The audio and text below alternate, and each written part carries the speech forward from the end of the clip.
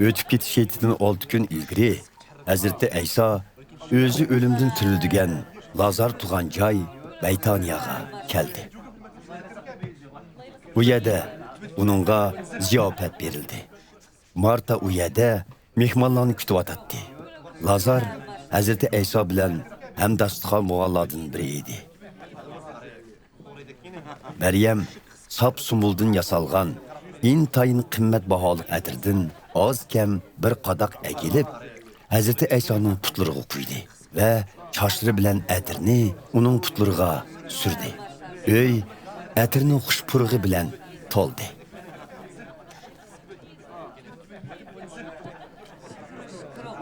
Lekin Hazreti İsa'nın shogirdlaridan biri, ya'ni keyin uningga sotqullik qildigan Yahuda Ishqariyot. Bu atirning qimmati bir odamning yillik kirimiga teng keladi ekan. Nemishqa bu atir setilib, puli kambag'allarga berilmadi, dedi. Bu so'zni u kambag'allarga ko'ngil bo'ldiganligi uchun emas, o'g'ri bo'lganligi uchun degan edi.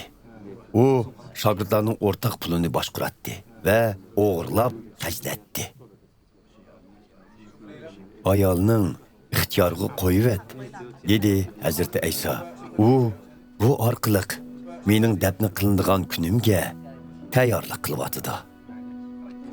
Kambag'allar har doim oranglarda, lekin men har doim oranglarda bo'lmayman. Zo'r bir turkum Yahudilar Hazreti İsa'ning Beytaniyada ekanligini angladi va yolg'iz Hazreti İsa'ni emas, u o'limdan tirildigan Lazarni ko'rish uchun u yerga keldi.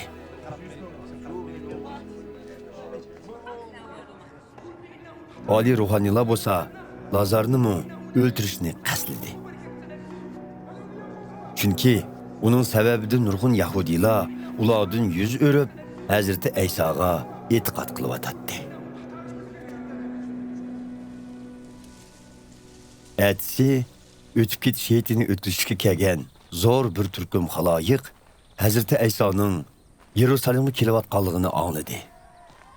Ular qo'llariga xorma shoxlarini tutishgan holda uni qarshi olg'ili chiqishdi va Xudoga shukr, Parvardigorning nomida kelguchiga muborak bo'lsin, Isroillarning podshohiga muborak bo'lsin deb vaqirashdi.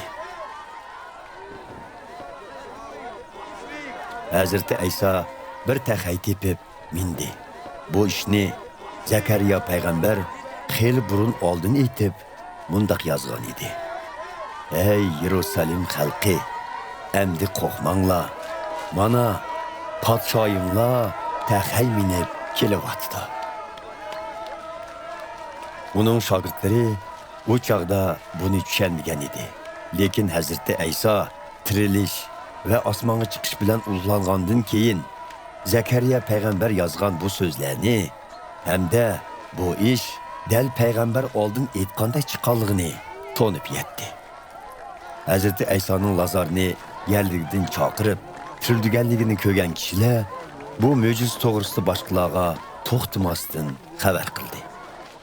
Xaloyiq Hazreti İsa'ni yaratgan bu mo'jizasini anglag'achqa uni qarshi olg'ili chiqishdi. Parislar bo'lsa bir-biriga qaranglar, bizning qilganimiz bekor ketdi. Mana endi butun dunyo bunga erishib ketmoqda deyishdi.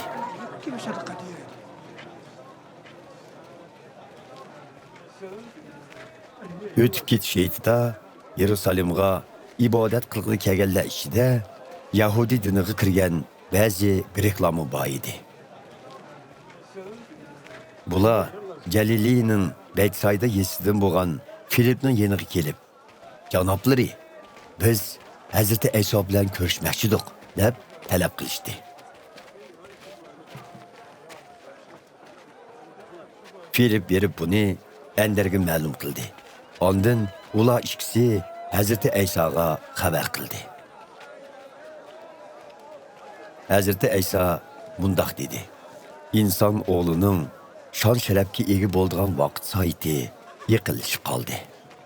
Bilib qo'yinglarki, bug'doy dini to'pig'i tashlanib, Qurban bo'lmog'icha yanila bir taldan piti turdi. Qurban bo'lsa, bir surib ko'p hosil berdi. Hayotini ayg'anlar uningdan mahrum bo'ladi. Lekin bu dunyoda hayotini ayimg'anlar uni mangu saqlay oladi. Kim menga xizmat qilishni xohlasa, menga agashsin. Men qayerda bo'lsam, mening chokirim shu yerda bo'ladi. Menga xizmat qiluvchilarni arishdagi otam hurmatlaydi. Hozir ko'nglim qattiq azoblanyapti. Buningga nima deyishim kerak?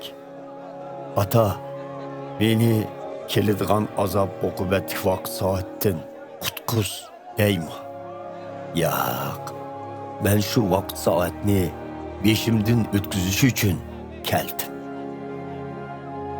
Ata, ulug'lig'ingni ko'rsatgin.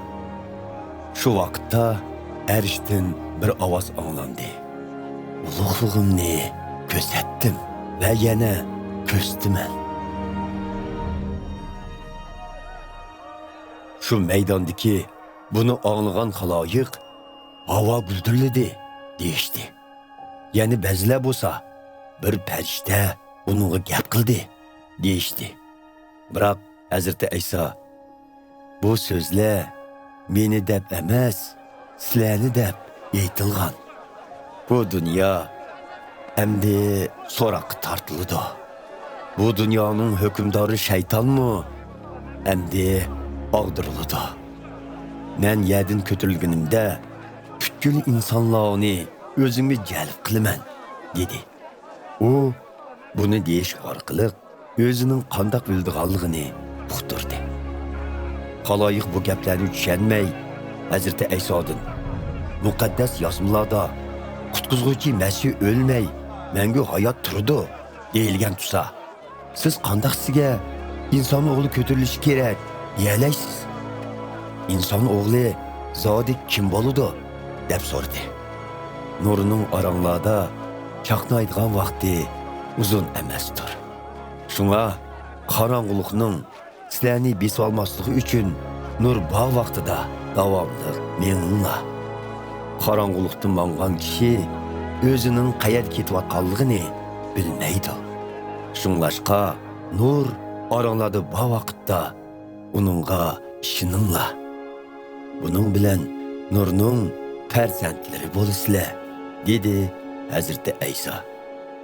Hazrati Ayso bu so'zlarni qilgandan keyin xaloyiqdan ayrilib yoshirinib oldi.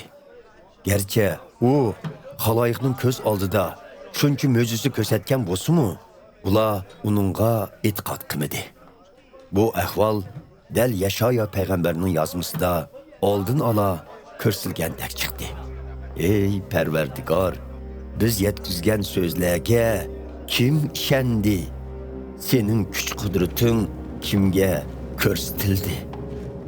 Xaloyiq Hazrati Aysoga e'tiqod qila olmadi. Buning sababini Yashaya payg'ambar oldin ola tushuntirib bergan edi. Parvardigor ularning ko'zlarini ko'r qildi, qalbini bexitlaştirdi. Bunun natijasida ularning ko'zlari ko'rmas, qalbi sezmas bo'lib qoldi. Ular gunohlarga tavba qilib, menga qaytishni xohlamaydi. Xolisidi men ularni saqaytatdim, deydi Xudo. Yashaya payg'ambar Hazrati Aysoning ulug'ligini ko'rganligi uchun bu so'zlarni uningga qarata oldin ola aytgan edi. Vaholanki nurg'ulg'an kishilar, hatto Yahudi oqsoqollarimi Hazrati Aysoga e'tiqod qildi. Lekin ular o'zlarining farishtalar tarafidan ibodatxona jamoatchiligidan qo'g'lab chiqib yetilmasligi uchun e'tiqod qilganligini oshkorlamadi. Buning sababi ular insondan keladigan maqtashni Xudodan keladigan maqtashdinmi yaxshi ko'radi. Hazrati Ayso yuqori ovoz bilan bundoq dedi: "Menga e'tiqod qilganlar menga emas, meni avat kuchiga e'tiqod qilgan bo'ladi. Meni ko'rganlar meni avat kuchinimi ko'rgan bo'ladi. Men manga e'tiqod qilganlar qorong'ulikda qolmasin deb dunyoga nur bo'lib keldim. So'zlarimni anglab, so'zlarimga amal qilmaganlarni so'roqqa tatmayman. Chunki men insonlarni so'roq tatqili emas, balki ularni qutqizg'ili keldim. Biroq meni rad qilganlarni va so'zlarimni qabul qilmaganlarni so'roqqa tatquchi bor.